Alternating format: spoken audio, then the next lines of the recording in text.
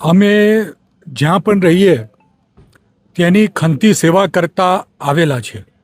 કોંગ્રેસમાં પણ આજ દિન સુધી રહ્યા હતા અને કોંગ્રેસનું પણ નિષ્ઠાથી અમે અમારું પૂરેપૂરું તન મન અને ધનથી કામ કરવાનો પ્રયત્ન કર્યો છે. પરંતુ અંદરોના વિખવાદ ગેરશિસ્તના કારણે કામ કરવું અસહ્ય લાગ્યું અને તેના કારણે તેમજ જે અમુક નેતાઓ દ્વારા જે ગુજરાતની જનતા વિરુદ્ધના જે નિવેદનો કરવામાં આવે તેનાથી પણ ગુજરાતી તરીકે પણ કંઈક ને કંઈક દુઃખ પહોંચે એ સ્વાભાવિક છે.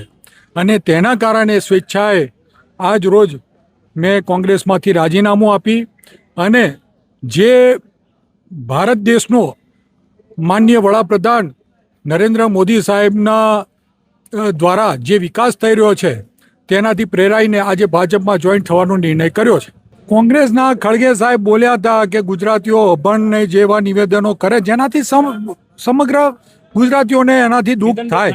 નારાજગી અંદર જે ગેરશિસ્ત હતી અને એના કારણે આપણે ગમે તેટલી મહેનત કરીએ પણ પરિણામ તરફ ન જઈ શકીએ અને જો પરિણામ આપણે ન આપી શકીએ તો રહેવાનો મને કોઈ મતલબ લાગ્યો નહોતો.